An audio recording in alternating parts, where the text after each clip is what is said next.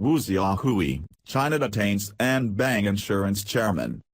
The head of Chinese insurance and financial giant Anbang is reported to have been detained by the authorities. The company, one of the country's richest and most powerful, said Xiaohui was stepping aside as chairman. It gave few details but said he was no longer able to fulfill his duties for personal reasons.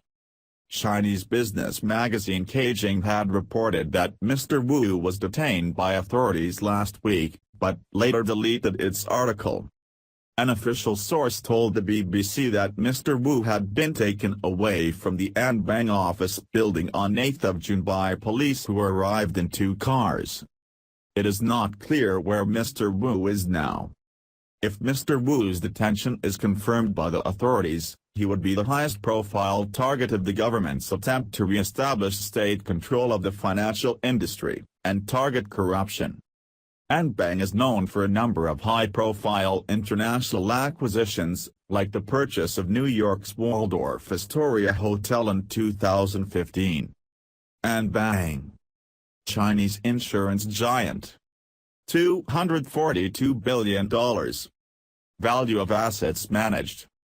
$60 million starting capital in 2004.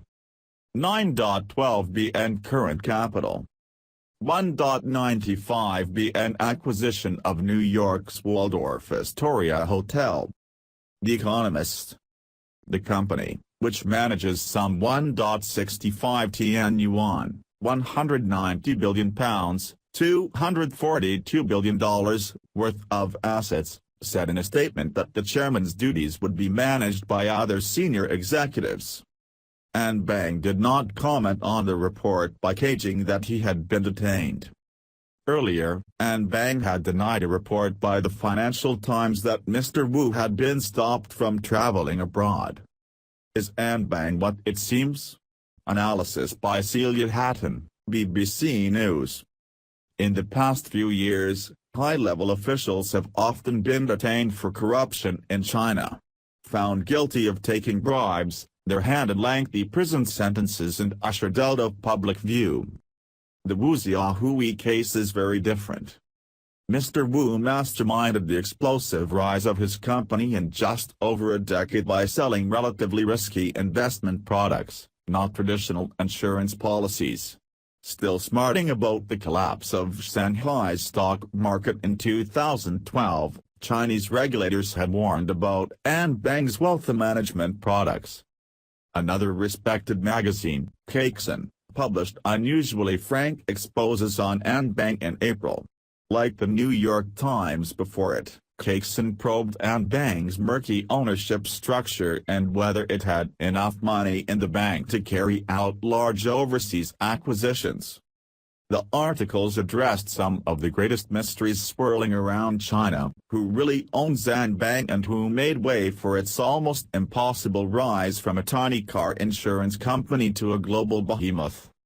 If Wu Xiaohui and Anbang aren't what they seem, the entire Chinese economy, including many ordinary people with Anbang products, could be in for a fall.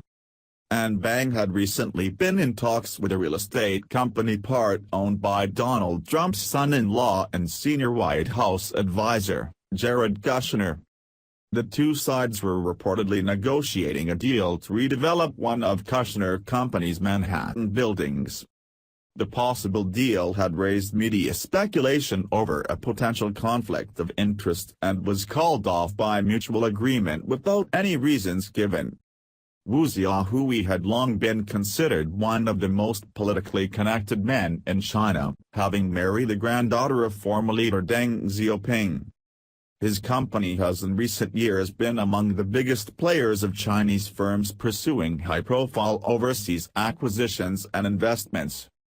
In 2016, Anbang paid private equity firm Blackstone $6.5 billion for the ownership of Strategic Hotels and Resorts, a portfolio of upmarket hotels and resorts. That purchase added 16 luxury properties across the U.S. to Anbang's holdings, including the Ritz-Carlton Half Moon Bay, and the Four Seasons hotels in Silicon Valley and Washington. Thank you for listening.